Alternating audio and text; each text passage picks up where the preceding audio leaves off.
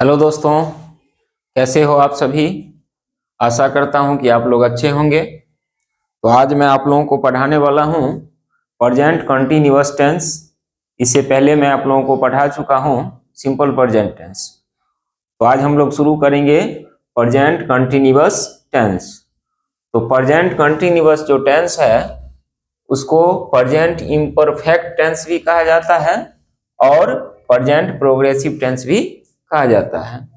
Present continuous tense को present imperfect tense भी कहा जाता है और प्रेजेंट प्रोग्रेसिव टेंस भी कहा जाता है। तो सबसे पहले हम समझेंगे कि दिए गए वाक्य को कैसे पहचानेंगे कि यह कौन सा टेंस में दिया गया है। तो उसके लिए मैं पहले भी बता चुका हूं कि एक पहचान को हम लोगों को याद रखना होता है।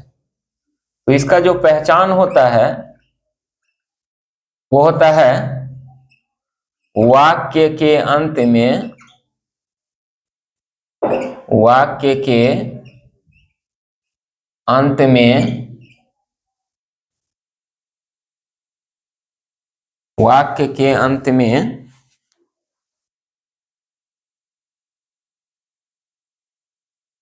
वाक्य के अंत में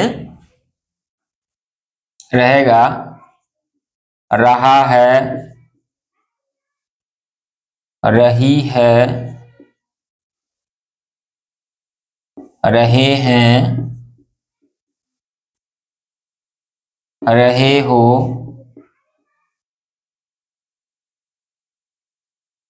आदि। प्रेजेंट कंटीन्यूअस टेंस का पहचान होता है वाक्य के अंत में रहा है, रही है, रहे हैं, रहे हो, आदि। तो आप लोग समझ लीजिए कि प्रेजेंट कंटीन्यूअस टेंस कब माना जाएगा, जब किसी हिंदी वाक्य के अंत में रहा है, रही है, रहे हैं, रहे हो लगा रहेगा तो समझेंगे कि दिए गए वाक्य जो है वो प्रेजेंट कंटीन्यूअस टेंस में है। अब इसका कुछ स्ट्रक्चर होता है जिसको रूल कहते हैं, बनाने का नियम। तो सबसे पहला अफर्मेटिव सेंटेंस के लिए, अफर्मेटिव सेंटेंस के लिए अफर्मेटिव सेंटेंस के लिए जो रूल होता है वो होता है subject plus is, are, am plus V4 plus object. अब देखिए इज, आर और एम तीन अलग अलग हेल्पिंग वर्ब दिया हुआ है। तो किस सब्जेक्ट के साथ किस वर्ब का प्रयोग करेंगे वो हम लोग को याद रखना होगा। तो उसके लिए हम लोग एक छोटा सा नोट याद रखेंगे। पहला आई रहेगा तो इसके साथ ऑलवेज किसका प्रयोग करेंगे, एम का प्रयोग करेंगे। ही, सी, इट, कोई नेम या कोई भी सिंगुलर सब्जेक्ट रहेगा तो इसके साथ इज का प्रयोग करेंगे। वी, दे, यू और कोई भी प्लूरल सब्जेक्ट रहेगा तो उसके साथ आर का प्रयोग करेंगे। यानी आई के साथ एम का प्रयोग करेंगे, ही, सी, इट, कोई नेम या कोई भी सिंगुलर सब्जेक्ट हो तो इज का प्रयोग करेंगे। वी, दे, यू और कोई भी प्लूरल सब्जेक्ट हो तो आर का प्रयोग करेंगे। अब कुछ एग्जाम्पल को हम लोग सीखेंगे। रहेगा वह पढ़ रहा है, वह पढ़ रहा है। तो वह का क्या होगा, यहां देखिए वह का ही और सी दोनों लिखेंगे, बट यहां क्लियर है कि वह पढ़ रहा है यानी पुल्लिंग का चर्चा हो रहा है। तो पुल्लिंग का जब चर्चा होगा तो उसके लिए ही का प्रयोग करेंगे। तो क्या होगा, ही, और ही के साथ लगेगा इज, ही इज रीडिंग। अब इसी में अगर रहेगा तुम विद्यालय जा रहे हो, तुम विद्यालय जा रहे हो, तो हो जाएगा you are going to school. तो समझ लिए आप लोग, ही के साथ क्या प्रयोग होगा, इज का होगा। तुम विद्यालय जा रहे हो यानी यू है, इसलिए प्रयोग किए आर का। रहेगा मोहन किताब पढ़ रहा है, किताब पढ़ रहा है। ये क्या हो गया, कोई नेम है, तो मोहन इज रीडिंग बुक, यानी मोहन किताब पढ़ रहा है। अब देखिए रहेगा राम और मोहन, राम और मोहन किताब पढ़ रहे हैं, किताब पढ़ रहे हैं। तो यहां समझना है, राम और मोहन किताब पढ़ रहे हैं, तो होगा राम एंड मोहन, राम एंड मोहन। अब यहां देखिए राम एंड मोहन प्लुरल हो गया, यानी यह प्लुरल सब्जेक्ट है, एक से अधिक व्यक्ति हो गया, तो इसलिए यहां लगाएंगे are, Ram and Mohan are reading book, Ram and Mohan are reading book. रहेगा मैं खाना खा रहा हूं, खाना खा रहा हूं, तो क्या हो जाएगा, आई एम ईटिंग फूड, यानी मैं खाना खा रहा हूं। तो समझ गए आप लोग। अफर्मेटिव सेंटेंस के लिए रूल होता है subject plus is are am plus V4 plus object. I के साथ हमेशा एम का प्रयोग करेंगे, ही सी इट कोई नेम या कोई भी सिंगुलर सब्जेक्ट होगा तो इज का प्रयोग करेंगे, वी दे यू और कोई भी प्लुरल सब्जेक्ट होगा तो आर का प्रयोग करेंगे। जैसे वह पढ़ रहा है, ही इज रीडिंग, तुम विद्यालय जा रहे हो, you are going to school, Mohan किताब पढ़ रहा है, मोहन इज रीडिंग बुक। अब राम एंड और मोहन किताब पढ़ रहे हैं, तो राम और मोहन प्लुरल सब्जेक्ट हो गया, इसलिए Ram and Mohan are reading book, मैं खाना खा रहा हूं, आई एम ईटिंग फूड। अब है निगेटिव सेंटेंस के लिए, तो निगेटिव सेंटेंस जब रहेगा तो उसका रूल क्या हो जाएगा, तो इज आर एम का प्रयोग कब हम करेंगे वो आप लोग को याद हो गया होगा। अब हम लोग सीखेंगे निगेटिव सेंटेंस का स्ट्रक्चर। तो निगेटिव सेंटेंस का जो स्ट्रक्चर होता है वो होता है निगेटिव सेंटेंस।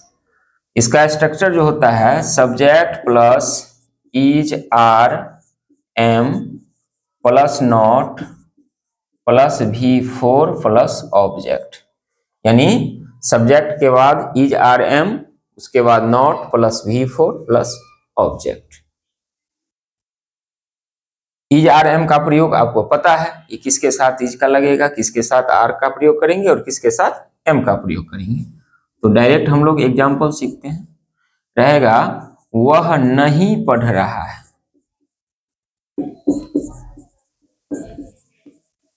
तो हो जाएगा ही इज नॉट रीडिंग।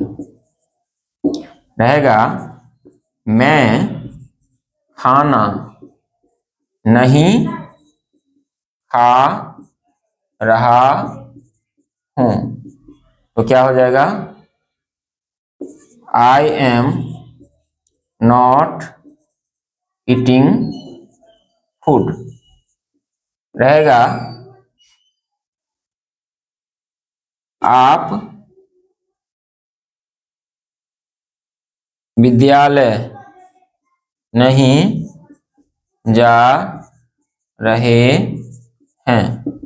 तो क्या हो जाएगा, you are not going to school. अब रहेगा मोहन नहीं खेल रहा है। तो हो जाएगा मोहन इज नॉट प्लेइंग। लेकिन रहेगा राम और मोहन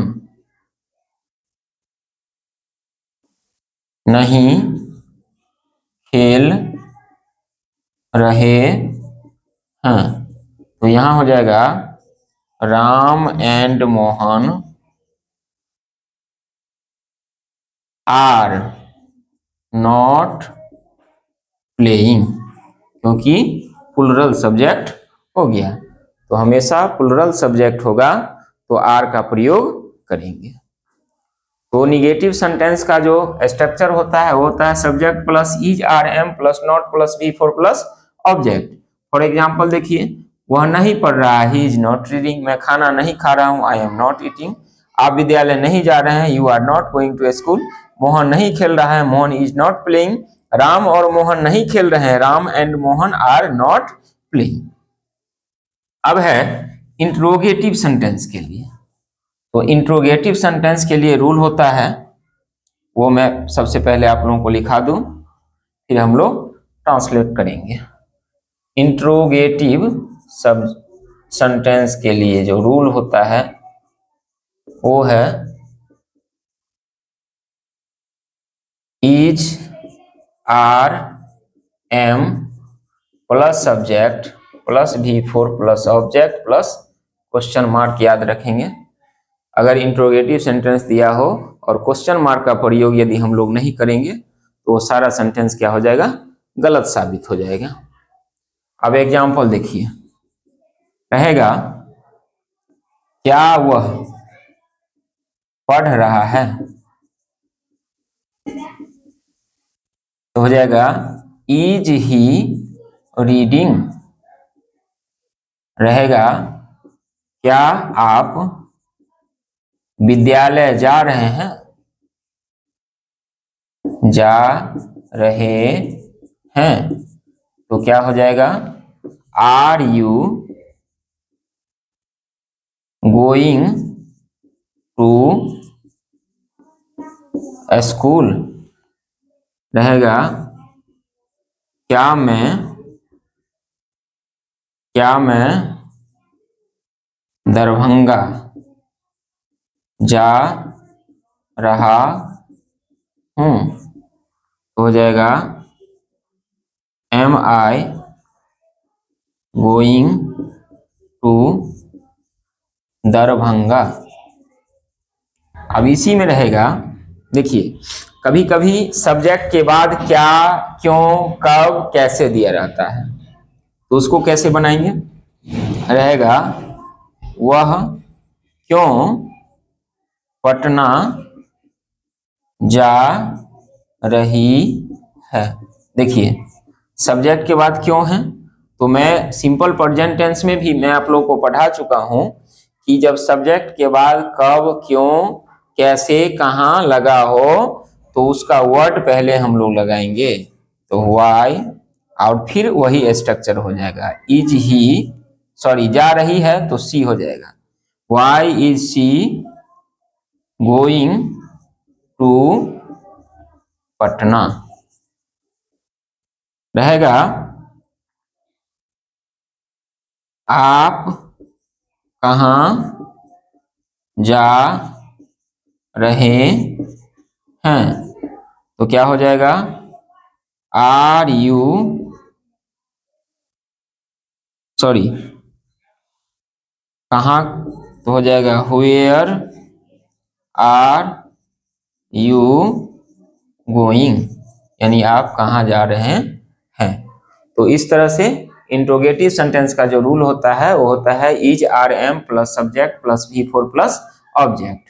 ध्यान रखना है कि जब सब्जेक्ट के बाद कब, क्यों, कहाँ, कैसे दिया हो तो उसका वर्ड पहले यूज करेंगे। क्या वह पढ़ रहा है, इज ही रीडिंग। क्या आप विद्यालय जा रहे हैं, are you going to school. क्या मैं दरभंगा जा रहा हूँ, am I going to Darbhanga. वह क्यों पटना जा रही है, तो why is she going to Patna. आप कहाँ जा रहे हैं, वेयर आर यू गोइंग। अब एक आता है इंट्रोगेटिव एंड निगेटिव सेंटेंस के लिए। तो इंट्रोगेटिव एंड निगेटिव सेंटेंस का जो रूल होता है, इंट्रोगेटिव एंड निगेटिव सेंटेंस, इसका जो रूल होता है वो होता है is are am plus subject plus not और plus V4 plus object plus question mark. अब देखिए एग्जाम्पल रहेगा, क्या वह नहीं पढ़ रहा है, तो क्या हो जाएगा, इज ही नॉट रीडिंग। इसी में रहेगा, क्या मैं नहीं जा रहा हूं, तो क्या हो जाएगा, एम आई नॉट गोइंग। लेकिन अगर इसी में फिर सब्जेक्ट के बाद कब, क्यों, कैसे वाला प्रश्न पूछा जाए, ट्रांसलेशन पूछा जाए, रहेगा वह क्यों नहीं हिंदी बोल रही है,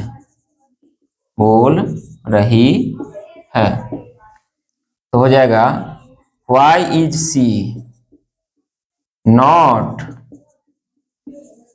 स्पीकिंग हिंदी।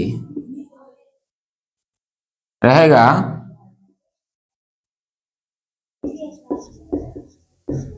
आप क्यों नहीं खाना खा रहे हैं, तो क्या हो जाएगा, वाई आर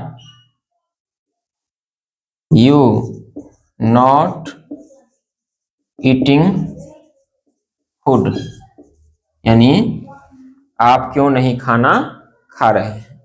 तो इस तरह से प्रेजेंट कॉन्टिन्यूअस टेंस का भी चारों स्ट्रक्चर आप लोग पढ़ लिए। तो इंट्रोगेटिव एंड निगेटिव सेंटेंस का जो रूल होगा वो होगा is are am plus subject plus not plus V4 plus object. Example, क्या वह नहीं पढ़ रहा है, इज ही नॉट रीडिंग। क्या मैं नहीं जा रहा हूं, एम आई नॉट गोइंग। क्या वह क्यों नहीं हिंदी बोल रही है, why is she not speaking Hindi. आप क्यों नहीं खाना खा रहे हैं, why are you not eating food. तो क्या आप लोग को समझ में आ गया? यदि समझ में आया होगा तो निश्चित रूप से इसे लाइक कीजिएगा और अधिक से अधिक शेयर जरूर कीजिएगा। और अभी तक हमारे YouTube चैनल मैथ मिथिला को सब्सक्राइब नहीं किए हैं तो सब्सक्राइब जरूर कर लें, ताकि प्रत्येक नए वीडियो का नोटिफिकेशन आप लोगों को आसानी से उपलब्ध हो सके। चलिए फिर मिलते हैं दूसरे वीडियो में नए टॉपिक के साथ।